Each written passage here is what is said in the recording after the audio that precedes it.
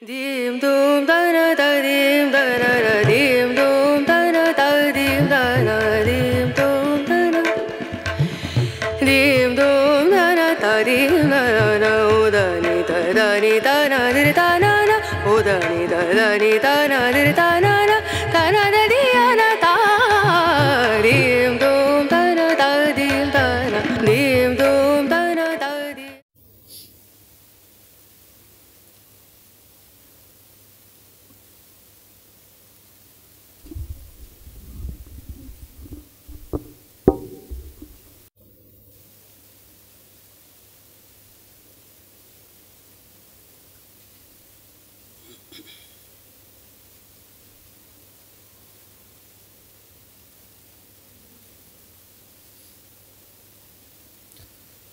ఎక్కిరాల కులాంహోధి విధుమానందరూపిణం అనంతార్యతనూజాతం కృష్ణం వందే జగద్గురుం.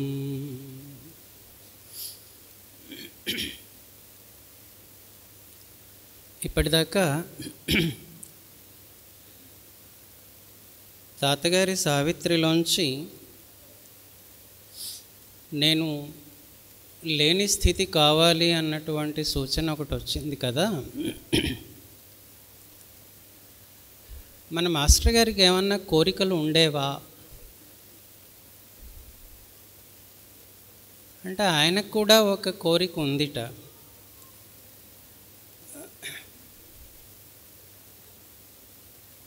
ఏంటి అని అంటే నేను లేని స్థితే కావాలన్నారు ఆయన. నేను లేని బ్రతుకే అధ్యాసమవు అన్నారు. మరి ఆ స్థితికి ఎలా చేరటం అని అంటే నాదు దినచర్యా భాగమే నీదు సేవాసక్తిన్ కని. మాస్టర్ గారు ఎప్పుడూ చెప్తూ ఉండేటటువంటి మాట అందరిలోనే అంతర్యామి, విశ్వమంతా ఉన్న విష్ణువు. మన ఎదురుగా ఉన్నటువంటి వ్యక్తుల రూపాలలో, జీవుల రూపాలలో ఉన్నటువంటి స్వామిని సేవించుకోవటం మనకి మాస్టర్ గారు ఇచ్చినటువంటి ఓ ముఖ్యమైన కర్తవ్యం. అది అలా చేస్తూ ఉండగా ఈ నేను లేని బ్రతుకు అన్నటువంటి స్థితి సాధ్యమవుతుంది అన్నది వారు మనకి చూపించినటువంటి నిదర్శనం. దీనిలో మరి ఆయన సాధన చేసుంటారు కదా. ఆ సాధన ఎలాంటిది అని అంటే ఓ 100 పద్యాలు రాసేసి ఓ 100 పద్యాలు అలవోకగా చెప్పేసి అందులో నా తత్వదర్శనయానమున నేను సేవించిన అంతర్మార్గ తీర్థములనివి సూచించును అన్నారు ఆయన. ఆ 100 పద్యాల మాల ఏమిటి అని అంటే శ్రీపతి అన్నటువంటి శతకం. తెలుగులో శతక సాహిత్యానికి ఏం లోటు లేదు, అందున భక్తి శతకాలకు అస్సలు లోటు లేదు. ఏ దాశరథి శతకమైనా, కాళహస్తీశ్వర శతకమైనా, పోనీ నరసింహ శతకమైనా, ఇటీవలి కాలంలో వచ్చినటువంటి నీలకంఠేశ్వర రామభద్ర శతకాల లాంటివైనా భక్తిని ప్రతిపాదించి మనకు అందించినటువంటి శతకాలు చాలానే ఉన్నాయి. అలాంటి వాటిల్లో తలమానికంగా నిలిచేటటువంటిది ఈ శ్రీపతి శతకం. మరంతా ఒకేసారి కూర్చుని రాశారా అని అంటే అలా కాదు. అప్పుడప్పుడు అవి అలా అలవోకగా వచ్చినవే కానీ తెచ్చినవి కాదు. ఈ రోజున అందులోంచి కొన్ని భావాలని మీకు పరిచయం చేస్తూ ఇది కొనసాగిస్తాను.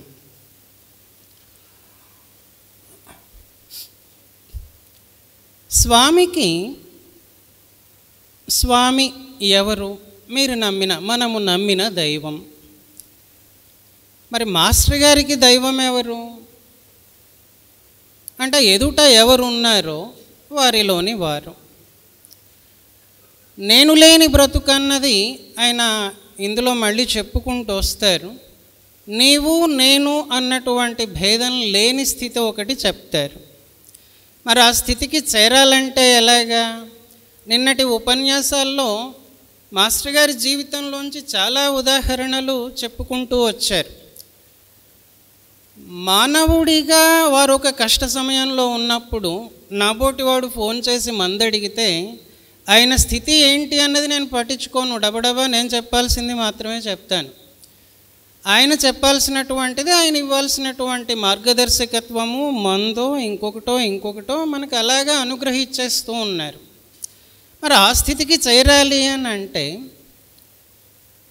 ఆ స్వామిగా మనం అయితే తప్ప మరి వీలు కాదు. మరి దానికి ఎలా అని అంటే ఒక సాధనా మార్గం మనకి పెద్దవాళ్ళు ఇచ్చింది విగ్రహారాధన అనుకుందాం. ఒక బొమ్మనో పటాన్నో పెట్టుకుని పూజ చేసుకోవటం, నేను వేరుగా నేను పూజించేటటువంటి స్వామిగా ఆ విగ్రహాన్నో పటాన్నో భావించుకోవటం, ఆ తర్వాత క్రమక్రమంగా మారి దగ్గర అయ్యి ఆ స్వామే నేను అయ్యేటటువంటి స్థితి వస్తుందా అని అంటే వస్తుంది. మాస్టర్ గారు ఈ శతకంలో తమ ఇష్టదైవమైనటువంటి శ్రీ వెంకటేశ్వర స్వామిని సంబోధించారు. మనందరికీ వెంకటేశ్వర స్వామి సుపరిచితులు. ఎన్నిసార్లు తిరుమల వెళ్ళామో లెక్కలేదు. మరి ఎన్నిసార్లు ఆయనగా చూసుంటాం? గర్భాలయంలో ఉన్నటువంటి విగ్రహాన్ని మాత్రమేనా, లేకపోతే తిరుమల కొండ మీదకి వెళ్తూ ఆ దారిలో ఎదురైనటువంటి ప్రతి చెట్టు చేమని, ఎదురైన ప్రతి జంతుజాలాన్ని, మానవులని, వీళ్ళందరినీ కూడా స్వామిగా చూసామా అంటే రెండూ చేయాలి అన్నారు. ఆ శతకంలో కోరికలు లేని మాస్టర్ గారు మొదటి కోరికగా ఇది కోరారు. యోగరస నీ నిజరూప యోగరస నిత్యత దర్శనమిమ్ము శ్రీపతి అన్నారు. స్వామి రసస్వరూపుడని చెప్తారు. రసోవై సహా అని. రసం అంటే ఏంటి అని అంటే సింపుల్గా ఆనందం అనుకుందాం. ఎడతెగని ఆనందం స్వామి అయితే ఆ స్థితి నాకు కావాలి అన్నారు. మరి ఈ స్థితి ఎలా వస్తుంది అని అంటే మాస్టర్ గారు చూసిన మనకి చూపించిన రూపం ఇది. శ్రీ నయనాంచలాంజన రుచి స్ఫురణంబగు రూపమంది మా ధ్యానమునందు శబ్దగుణమంటుచు కన్బొమలే ధనుస్సుగా మానసకృష్టి ఇంద్రియదమంబగు రీతిని బాణముష్టిగా నీ నిజ రూపయోగరస నిత్యత దర్శనమిమ్ము శ్రీపతి అన్నారు. ఈ శ్లోకం నిండా ఇంకొక మాట చెప్పుకోవాల్సింది ఏంటంటే, మాస్టర్ గారు మనకు ఎంతటి సాహిత్యాన్ని ఇచ్చారో దానికి ఆ ఇవ్వబడినటువంటి సాహిత్యానికి బీజప్రాయమైనటువంటివి అన్నీ కూడా శ్రీపతి శతకంలో ఉన్నాయి అని పున్నయ్య మాస్టర్ గారు అన్నారు. యోగం కావాలంటే యోగం దర్శనమిస్తుంది. సాధన ఎలా చేసుకోవాలి అని అంటే ఏదో ఒక పద్యంలో ఒక మాట దొరుకుతుంది. భక్తి అలవరుచుకుందామా అని అంటే దానికదే అలవడుతుంది. లేదు ఇంకొక సేవా కార్యక్రమం ఏదన్నా చేపడదామా అని అంటే దానికి కావలసిన ఇన్స్ట్రక్షన్ దొరుకుతుంది. ఏ సంప్రదాయమైనా తీసుకోండి, దానికి ఒక ఆకరం ఈ శ్రీపతి శతకంలో, ఆకరం అని అంటే ఒక ఆధారం అనుకోండి, అది దొరుకుతుంది. కొన్ని సంప్రదాయాల్లో పోనీ మన ఇళ్లల్లో అమ్మ దయలేకపోతే నాన్నగారు పలకరు. దాన్ని వైష్ణవ సంప్రదాయంలో అయితే పురుషకారం అన్నారు, రికమెండేషన్ అన్నమాట. అంటే అమ్మవారిని బాగా స్వామి ఆదరిస్తారు కాబట్టి, ప్రేమిస్తారు కాబట్టి ఆవిడ మాట వింటారు అని. ఇళ్లల్లో కూడా పిల్లలు అంతే కదా, ముందు అమ్మకి చెప్తే తర్వాత సంగతి నాన్న దగ్గరికి. ఈ నాన్న ఈ వెంకటేశ్వర స్వామి అన్న నాన్నగారు ఏంటి అని అంటే ఆయన రూపమే శ్రీ నయనాంచలాంజన రుచి స్ఫురణం బగు రూపము. అమ్మవారివి పెద్ద పెద్ద కళ్ళుట, ఆ కళ్ళకి కాటుక పెట్టుకొని ఉంది. ఆ కాటుక యొక్క వెలుగు మరి నల్లగా ఉంటుందా తెల్లగా ఉంటుందా అని అంటే నల్లని ఛాయ. ఇదిగో ఈ స్వామి కూడా ఆమె చూపులలోంచి వచ్చిన నల్లని వెలుగంతా కూడా అద్దుకుని నల్లగా ఉన్నట్ట. ఆ రూపమందినటువంటి స్వామి ఆయన ధ్యానం చేస్తే ఏమవుతుంది అని అంటే మనస్సు వెళ్ళిపోతుంది, వేటితో సహా ఇంద్రియాలతో సహా వెళ్ళిపోతుంది. అది ఎక్కడికి వెళ్ళిపోతుంది అని అంటే అక్కడికే వెళుతుంది.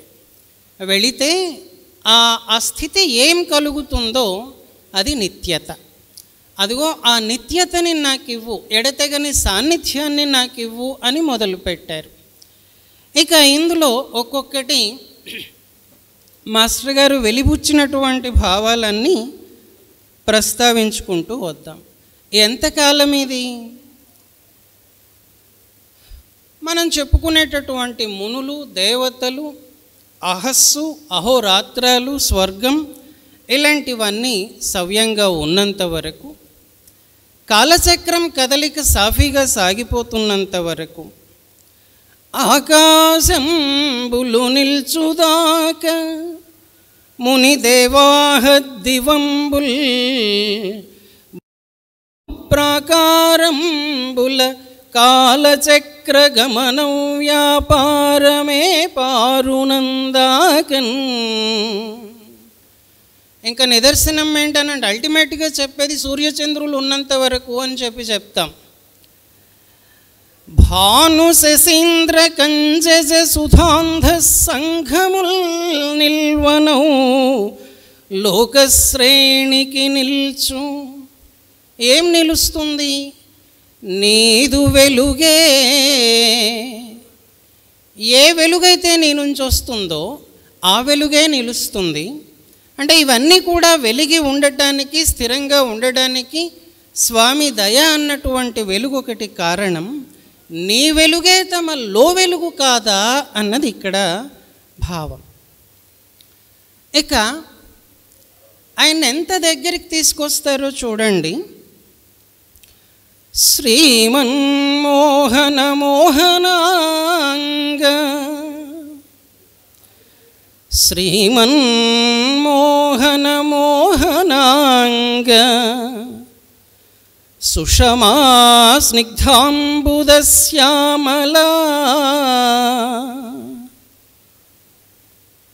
ప్రేమాపూర్ణ కటాక్ష వీక్షణ, మనఃప్రీతి ప్రమాణంబుగా నీ మాంగళ్య పదారవింద నఖకాంతి జ్యోత్స్నికల్ సోకగా,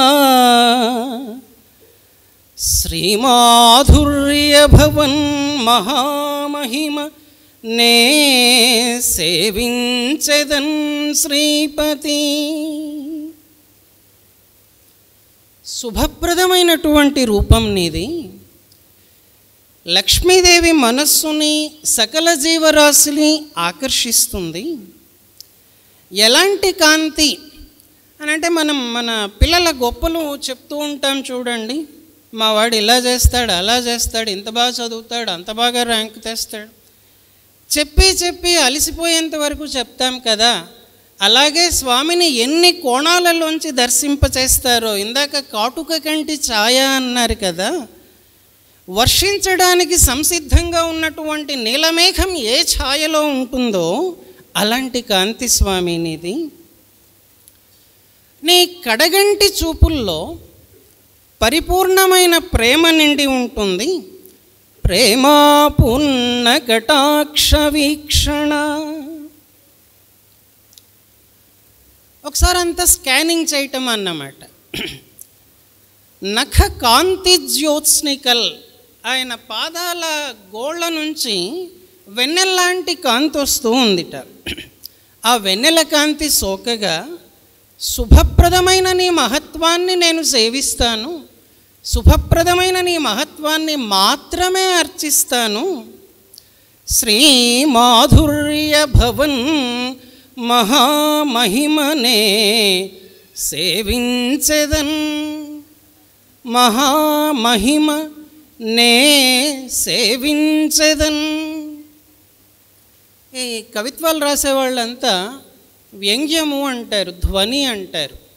మనం చదవగా ఎన్ని అర్థాలు ఇందులోంచి ఉబికి వస్తాయి అన్నది పద్యం చదివితే కానీ అది మనసుకి అందదు, అనుభూతికి అందదు.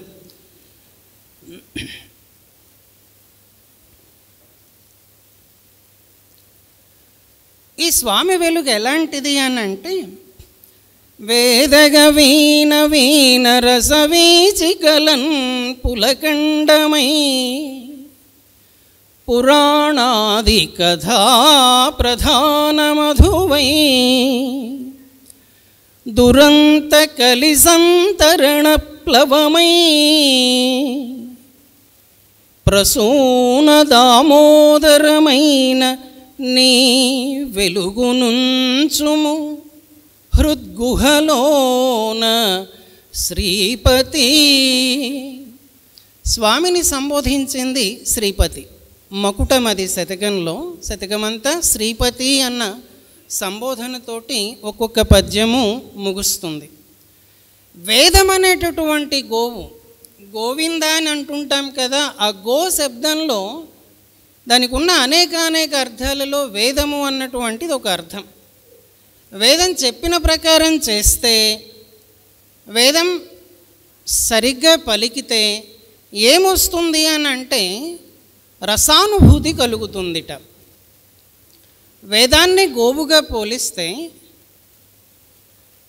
ఆ గోవు ఇచ్చేటటువంటి క్షీరం రసానుభూతి, భగవద్ అనుభూతి. మరి ఈ స్వామి వెలుగేంటి అని అంటే, అందులోంచి మనం కండ చక్కెర బయటికి తీయగలిగితే ఆ కండ చక్కెర లాంటిది ఈ స్వామి వెలుగు. ఎన్ని పురాణాలు ఉన్నాయి స్వామి గురించి చెప్పడానికి. ఆ కథలన్నింటిలో ఉన్నటువంటి మకరందం కూడాను ఈ స్వామి వెలుగే. మరి కలిదోషాలు అని చెప్పుకుంటూ ఉంటాం కదా, ఆ కలిదోషాలన్నీ పోగొట్టుకోవడానికి అతి సులభమైన మార్గం ఏంటి అని అంటే స్వామిని భావించుకోవటం, తలచుకోవటం. అలాంటి వెలుగుని మా హృదయం అనేటటువంటి గుహలో ఉంచవా అన్నారు. ఇక స్వామి ఉంచుతారు. మరి ఆయన ఎలా ఉన్నాడు, ఎక్కడున్నాడు, ఏంటి, నేనేమన్నా చెప్పగలనా అని అంటే, అహంకారాన్ని పటాపంచలు చేసేటటువంటి వాడివి కదా నువ్వు, మాటలతో వర్ణించడానికి నేను పూనుకున్నాను. అలా పూనుకోవటం నా తెలివి తక్కువ తప్ప రెండోదేం కాదు కదా. అయినా తండ్రి, నా కావ్యం అనే నదిలో రసనిర్భరమైన భావాలని ప్రకటించాలంటే, నీ గురించి చెప్పాలి అని అంటే నీ పేరు తప్ప ఇంకొకటి లేదు నాకు దిక్కు. పదముల్ వర్ణన చేయరాని నిను నే వర్ణింపగా పూని. చెప్పడానికి వీలు కాదు నీ గురించి. అలాంటి నిన్ను చెప్పడానికి పూనుకొని నామది అల్పత్వము బయటపెట్టి నామది అల్పత్వము బయటపెట్టి అయినన్. ఏదో చెప్పడానికి పూనుకున్నా అయితే మనలే, కానీ నీ నామంలోంచి నాకు అందేటటువంటి భావాలన్నీ వెలిగిపుచ్చాలి అని అంటే నీ నామమే కదా నాకు కావాల్సింది. మత్ కావ్య కల్లోలిని మృదువీచీరసపూర్ణ భావపద సంపృక్తంబు నీ పేరు. ఆ పేరుని నేను ఎలాంటి వాడినైనా సరే పాడుకునేందుకు నాకు అర్హత అయితే ఉంది కదా. నెమ్మదిలో పాడుకొనంగ నే తగుదున్ అంహశ్చేదకా శ్రీపతి. సరే, ఏదో పూనుకున్నాను. నాకేమన్నా పెద్దగా తెలుసా? తెలీదు. వచ్చా?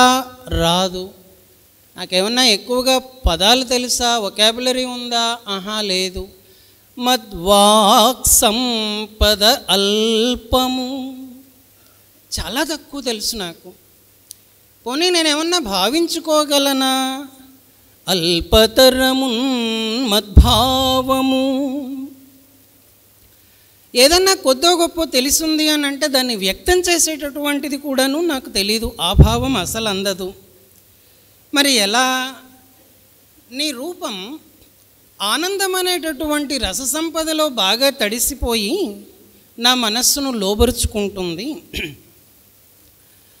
ఆనంద సంపద్ విస్ఫార రసార్ద్ర మోహన భవత్ భ్రాజిష్ణు రూపంబు నేత్రద్వంద్వ ప్రతిభాసమానముగ చేయనో విద్వద్వంద్య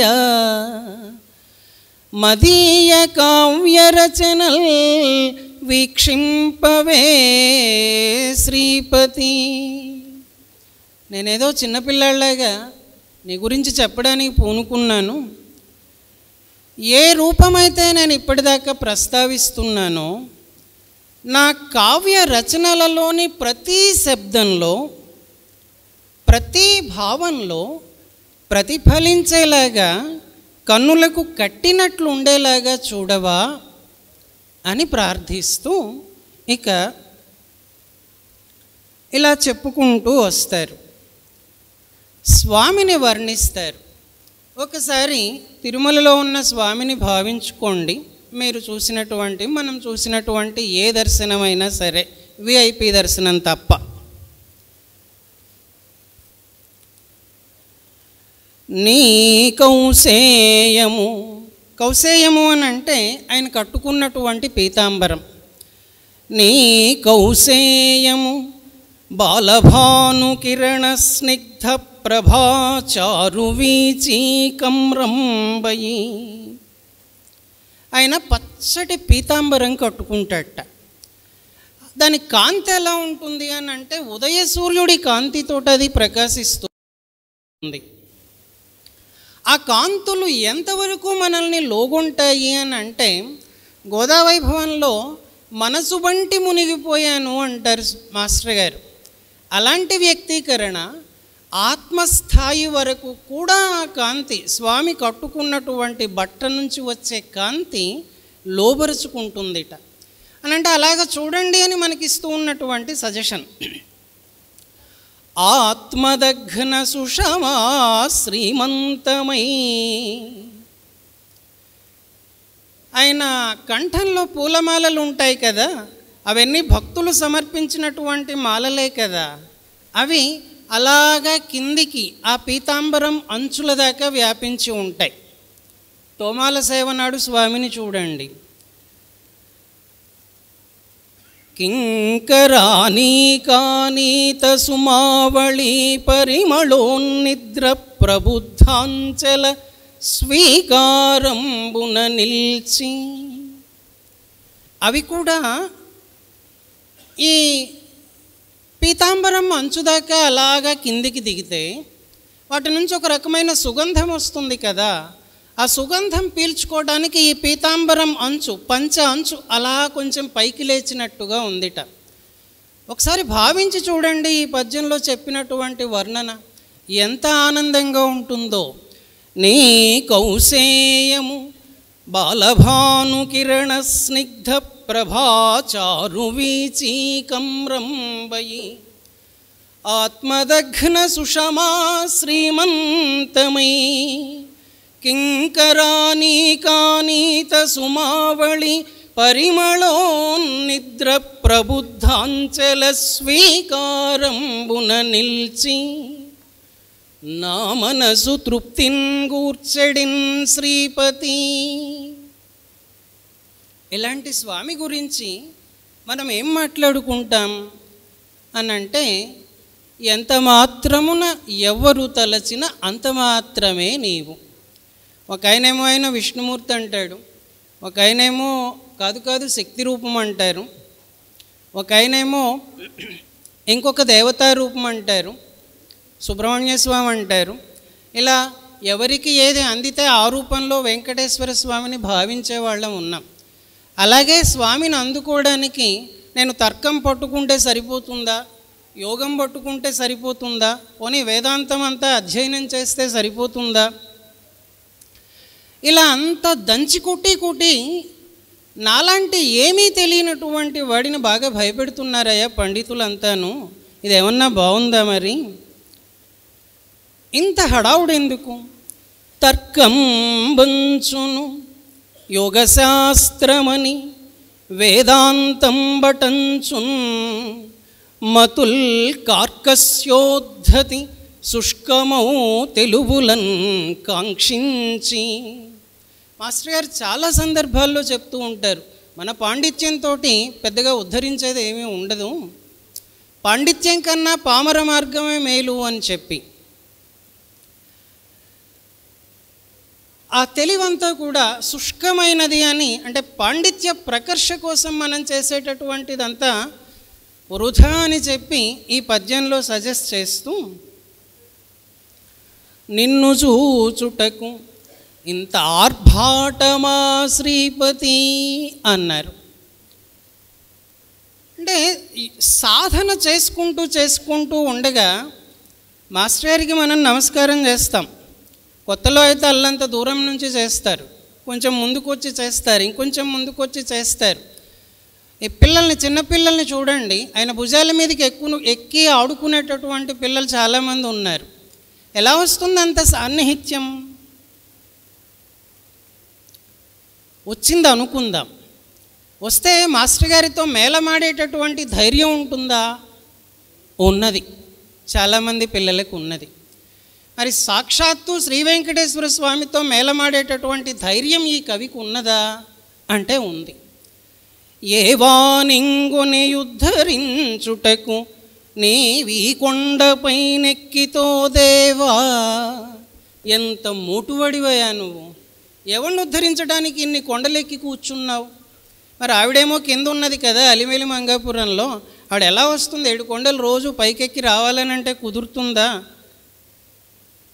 పోనీ నీ ఫ్రెండ్ ఇంకొక ఆయన ఉన్నాడు కదా శివుడు, ఆయనన్నా మోడల్గా తీసుకోరాదా? ఆయనైతే నెత్తిని పెట్టుకున్నాడు. పోనీ సాటివేల్ పట్టుగా నీవామెంతలపైన పెట్టుకొని మన్నింపందగున్ శ్రీపతి.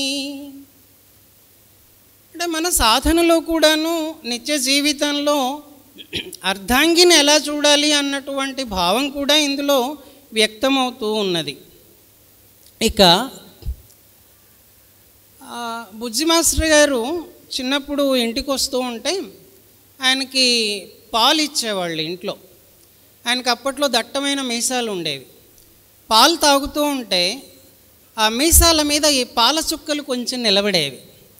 అవి చూసి పిల్లలమంతా, అదిగో వంశీ గారి మీసాలలాగా, పిల్లలమంతా భలే ఉన్నాయి పాల చుక్కలు, నల్లటి మీసం మీద తెల్లటి చుక్కలు అని చెప్పి మేము తమాషా పడుతూ ఉండేవాళ్ళం. వెంకటేశ్వర స్వామికి నామం పెడతారు కదా, ఆ నామం మాస్టర్ గారికి ముద్దొస్తోందిట. లెక్కలేనన్ని పౌర్ణిమలు ఒక్కసారి వస్తే ఆ చిక్కటి వెన్నెలలన్నీ పట్టుకుని ముద్దగెట్టి దాంతో నామం దిద్దితే ఎలా ఉంటుందో అలా ఉందిట స్వామి తిరునామం.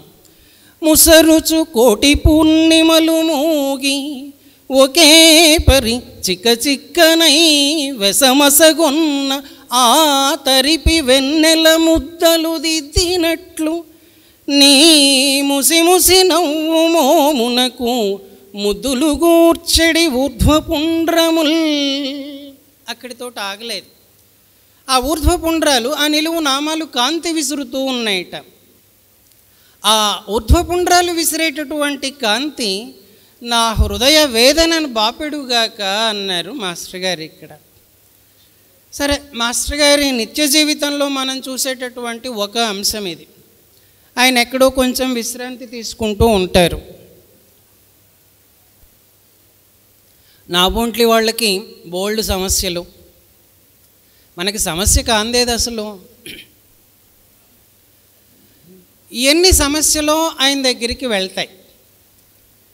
నిశ్శబ్దంబని వాసయోగ్యమనుచున్ నిర్మానుషీభూధరాంతస్యన్ పవళించు నిన్గని. ఈ వెంకటేశ్వర స్వామివారట ఇక్కడ ఉండడానికి బాగుంది, ఏ శబ్దం లేదు, ఏ జీవి సంచరించటం లేదు, నరసంచారం అస్సలు లేదు మరీ ముఖ్యంగాను అని చెప్పి పోయి ఎక్కడో గుహలో దాక్కున్నారట. అది కూడా ఇక్కడ అండర్ గ్రౌండ్లో భూధరాంతస్సేయ. ఎలానో దొరికాడు ఆయన.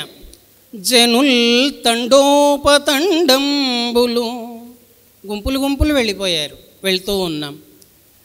అంతఃశత్రు ప్రవిదారణార్థులగుచున్నా బోంట్లు మూగంగ నీ నిశ్శబ్దం బది భగ్నమయ్యే ఎటు శాంతిం పొందుదో శ్రీపతి. ఇంక నీకు శాంతి ఎక్కడో, నువ్వు మా పాలిట పడ్డావు, ఇంక నీకు శాంతి ఎక్కడో. ఇక ఈ చూపించటంలో చూడండి, అనేక స్థాయిల్లో స్వామిని మనకి అలా అద్దం పట్టి చూపిస్తూ ఉన్నారు. అంబోధిప్లవమానశేష మృదుశయ్యాసుప్త మద్భావముల్ శుంభత్క్షీరపయోధివీచికలుగా శుభ్రాభ్రపర్వేందు కాంత్యంభస్సుల్కడు వెల్ల వెల్లువలుగానై ప్రాతరర్కాం సుదీప్తాం భోజాంతర నిర్గతాళికులమట్లో నిన్గనన్ శ్రీపతి. ఏం వైభవం అయ్యా నీది.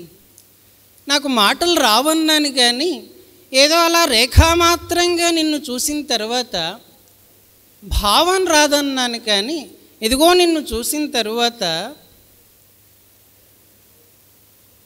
ఉదయాన్నే పొద్దున్నే సూర్యుడు అలా వస్తూ ఉంటే ఆ కిరణాలు తాకి పద్మం ఇలా విచ్చుకుంటూ ఉంటే రాత్రంతా అందులో మకరందం తాగడానికి ఉండి ఇంకా ప్రాణంతో ఉన్నటువంటి తుమ్మెదలు ఒకవేళ ఉన్నట్లయితే అవి ఎలా బయటికి వస్తాయో, ప్రాతరర్కాం సుదీప్తాం భోజాంతర నిర్గతాళికులమట్లం నిన్గనన్ శ్రీపతి. చెప్పలేనటువంటి భావాలు ఎన్నో ఎన్నో ఎన్నెన్నో అలా ఉబికి ఉబికి వస్తున్నాయ్యా. ఏమి వైభవం స్వామి నీది. క్షీరసాగరంలో అలా అలా తేలుతూ ఉండేటటువంటి అలల మీద తెల్లటి పాల బ్యాక్గ్రౌండ్ మీద నల్లటి ఆదిశేషుడు శయనంగా పడుకునున్నావు. ఎంత సుఖంగా పడుకోనున్నావో అదేంటో మరి. నిన్ను అలా చూడగానే ఇన్ని భావాలు ఇలా ఇలా వస్తున్నాయి. ఆ సమయంలో అలలలాగా, ఆకాశంలో పౌర్ణమి చంద్రుడు విసిరేటటువంటి వెన్నెల్లలాగా, అదిగో ఆ పద్మంలోంచి వచ్చే తుమ్మెదల్లాగా. అయితే ఏంటట ఆ భావాలన్నీ ఎలా ఫలిస్తాయి అని అంటే, అనుదినమున్ భవత్పదయుగార్పిత పుష్పములట్లు దేహముల్చనగా. మనకి ఈ జన్మే ఆఖరి జన్మ కావాలా? చాలామంది అనుకుంటూ ఉంటాం, ఇంకా నాకు జన్మలు వద్దు స్వామి, నన్ను తీసుకెళ్ళిపో అంటూ ఉంటాం. నిజంగా తీసుకెళ్ళడానికి వాడొస్తే ఎలా ఉంటుందో కానీ, అనుదినమున్ భవత్పదయుగార్పిత పుష్పములట్లు దేహముల్చనగా. ప్రతిరోజు నీ పాదాల చెంత సమర్పింపబడిన పుష్పాలలాగా నువ్వు నాకు ఇచ్చినటువంటి, నాకు ఇవ్వబడినటువంటి ఈ శరీరాలు ఒక్కొక్కటి రాలిపోతూ ఉంటే,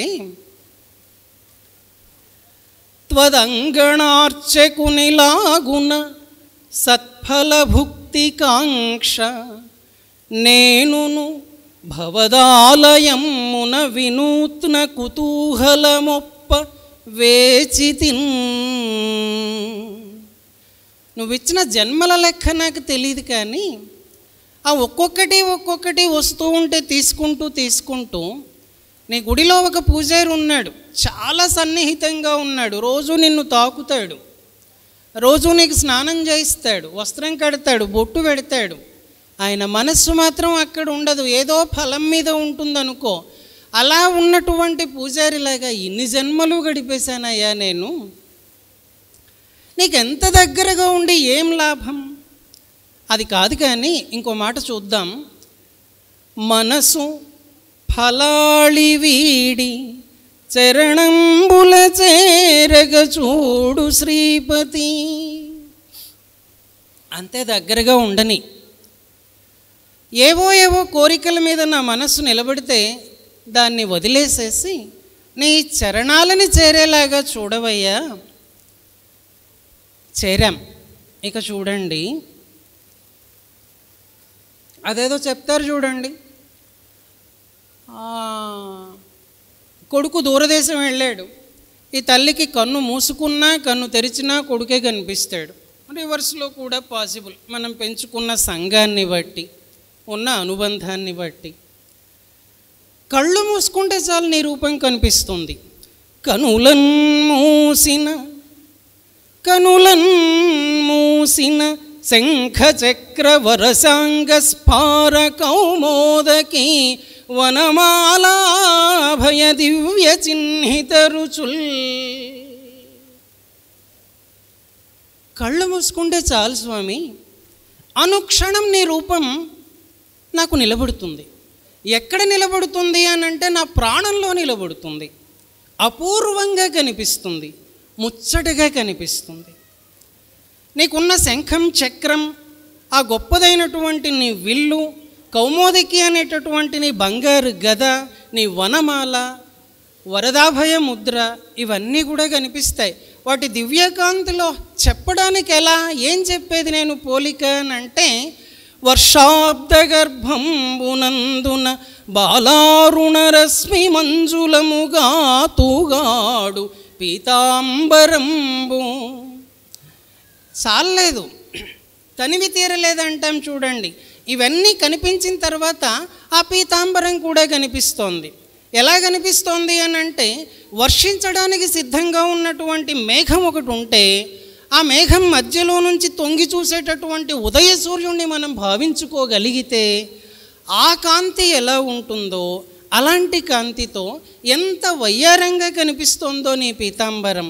ఇవన్నీ నా ప్రాణంలో, నా ప్రాణంలోని ప్రాణంలా, ప్రాణానికి ప్రాణంగా నిరంతరం నిలిచి ఉన్నాయ్యా. సారోదారమకారణోదర దయా సంకల్ప ధారాధర శ్రీరమ్యాకృతి గర్భ నిర్భరతటి రేఖాకటాక్షోజ్వల ప్రారంభాంచితమైన నీదు వెలుగు. మాస్టర్ గారి కవిత్వంలో ఒక గొప్పదనం ఏంటనంటే, ఆ భావానికి తగ్గట్టుగా ఒక పదం చిన్నదో ఓ పెద్ద సమాసమో అలవోకగా అలా వచ్చేస్తాయి. భావానికి తగ్గట్టుగా పద్యం నిలబడుతుంది, పరిగెడుతుంది. సారోదారమకారణోదయ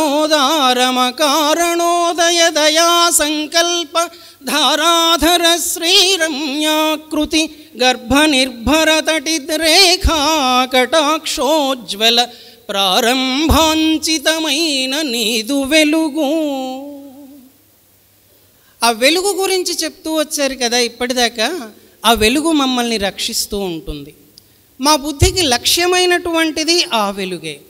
ఆ వెలుగు తత్వం అనే సముద్ర మధ్యంలో పరిచినటువంటి రాచబాట నిన్ను చేరుకోవటానికి. మరి ఆ వెలుగు ఎక్కడిది? నీ ఔదార్యం నుంచి వచ్చింది. నీ ఔదార్యం ఘనతరమైంది కదా, దానికి ఏమైనా కారణం ఉంటుందా? లాజిక్ రీజన్ ఉంటుందా? వీడికి ఈ కారణంతో దయ చూపిద్దాం, వాడిని ఆ కారణంతో తిరస్కరిద్దామని అలాంటిదేమీ ఉండదు కదా. ఎలా వస్తుందా వెలుగు అని అంటే, నీలమేఘం మధ్యలోంచి మెరుపులున్నట్లే, మెరుపు వచ్చినట్టే, ఆ మేఘం కడుపులోంచి మెరుపు తన్నుకొచ్చినట్టే, నల్లని నీ రూపం కడగంటి చూపులుగా మొదలై ఆ వెలుగు రేఖలు మాపై మెల్లమెల్లగా ప్రసరిస్తాయి, మాకు మెల్లగా దారి చూపిస్తాయి. మెల్లగా అంటారు కానీ ఎంతో వేగంగా మనల్ని స్వామి దగ్గరికి తీసుకెళ్ళే సాధన నడిపిస్తాయి అవి. దయ మరి అపారమైంది.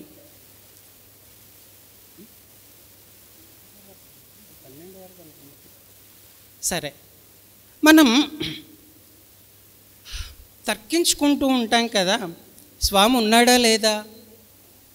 నీవే లేవని కొందరందురు, విధుల్ నీవుంటి వంచందురు, లేవో ఉంటివో మాకదేలా, తలతున్ లీలామయున్ నమ్మి నిన్ లేవన్నట్టి తలంపు పుట్టదసలే లేకున్నా ఈ నమ్మకంబే విప్పారిన సృష్టి ధర్మమయి తానింపారును శ్రీపతి.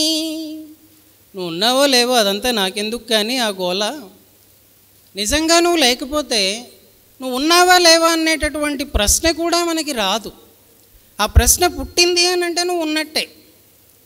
అదే సృష్టి ధర్మమై ప్రకాశిస్తుంది స్వామి అని చెప్పి మెల్లమెల్లగా ఈ శతకంలో అలా ముందుకు తీసుకెళ్తూ ఉంటారు. సాధన వారేం చేశారు అన్నది చెప్తూ ఇదిగో ఇలా నడవండి అన్నటువంటి గైడెన్స్ ప్రతి పద్యంలో కూడాను ఉంటుంది. చివరి పద్యం తప్ప ఆ 99లో మాస్టర్ గారు ఇచ్చింది ఇది. నీ సేవన్ మరి రేయియున్ పవలుగా నీ భేదమే లేని అభ్యాసం ఒక్కటి నాకు సంగుము ఇక నా వ్యాసంగమెల్లన్ త్వదీయాసంగంబుగజేసి నాదు దినచర్యా భాగమే నీదు సేవాసక్తిన్ కని నేను లేని బ్రతుకే అధ్యాసమౌ శ్రీపతి. ఆ నేను లేని బ్రతుకు మనందరికీ మాస్టర్ గారు అనుగ్రహించాలని ప్రార్థిస్తూ వాసుదేవ.